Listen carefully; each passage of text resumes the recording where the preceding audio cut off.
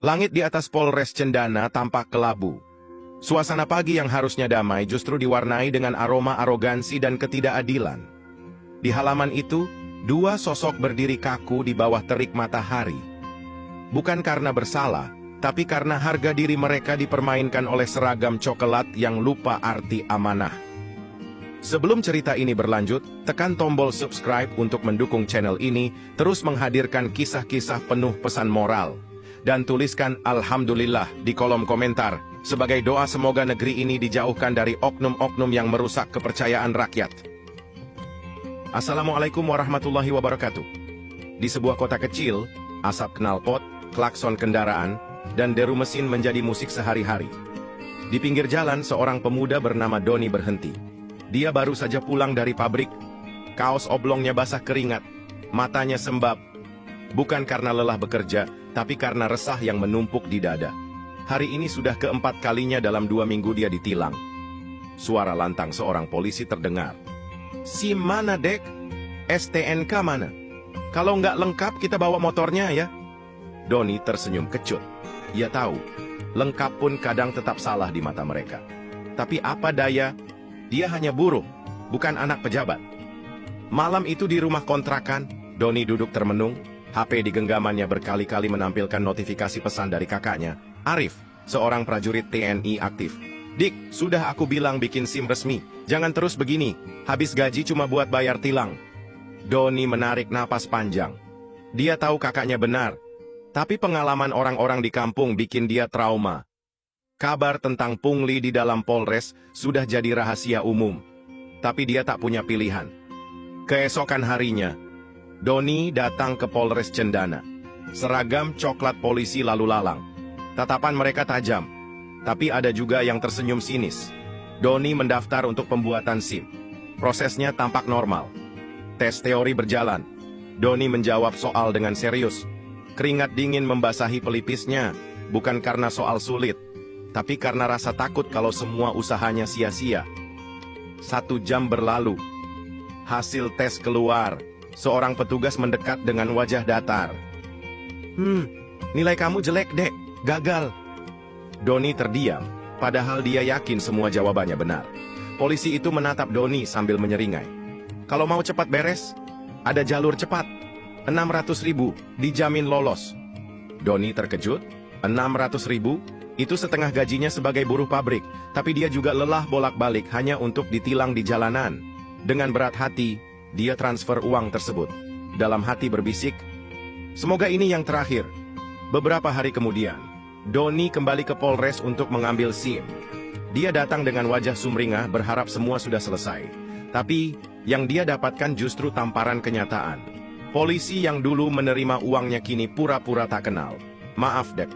Nilai tetap gagal. Duit? Sistem error. Uangmu nggak bisa bantu." Doni tercekat. Dadanya sesak. Bibirnya bergetar menahan marah. Dia ingin protes, tapi suara itu hanya menggema dalam kepalanya, tak pernah keluar. Siang itu, Doni duduk di halte depan Polres. Kepalanya tertunduk. Tangan gemetar memegang ponsel.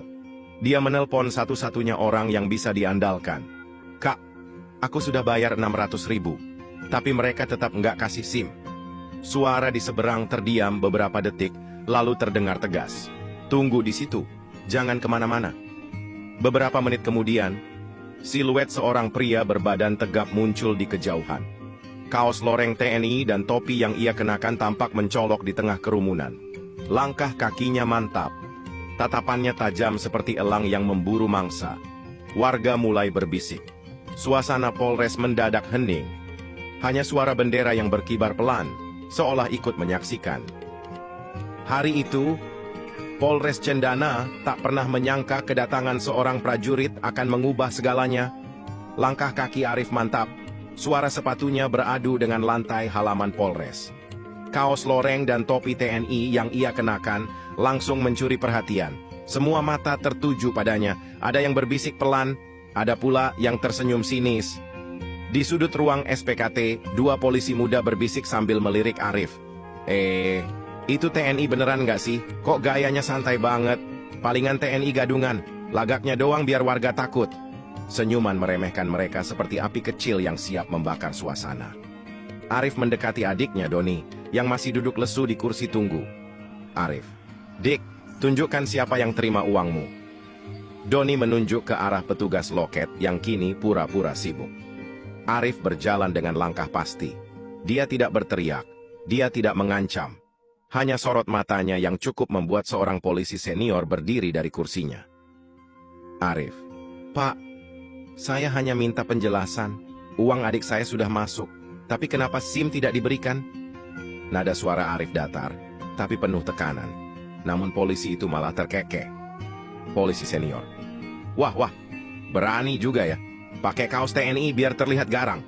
Beberapa polisi lain ikut tertawa. Salah satu bahkan berkata dengan nada menghina, "Polisi A, hati-hati Pak. Penyalahgunaan atribut TNI itu pidana loh." Polisi B, "Iya, gimana kalau kita cek kartu anggota TNI kamu? Jangan-jangan cuma pegawai harian lepas yang sok-sokan." Keributan kecil mulai terjadi. Beberapa warga yang sedang mengurus SKCK ikut menonton. Salah satu warga berbisik, paling juga TNI gadungan, lagaknya doang." Doni gemetar. Bukan karena takut, tapi karena harga diri kakaknya diinjak-injak. Kapolsek Cendana yang mendengar keributan keluar dari ruangannya. Dia menghampiri Arif dan Doni dengan wajah dingin. "Kapolsek, ada apa ini?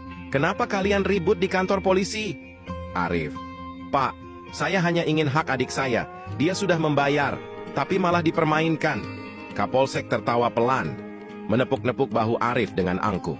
"Kapolsek, kalau memang benar tentara, harusnya kamu tahu aturan. Di sini, kalian bukan siapa-siapa. Jangan bikin keributan. Pulang sana sebelum saya panggilkan propam." Tanpa diduga, Kapolsek memerintahkan anak buahnya. "Kapolsek, hukum mereka. Suruh hormat bendera selama 1 jam. Biar kapok main ancam-ancam polisi." Suasana mendadak gaduh. Beberapa warga memvideo kejadian itu dengan ponsel mereka. Polisi-polisi lain berdiri berjejer menonton, sebagian tersenyum puas. Doni,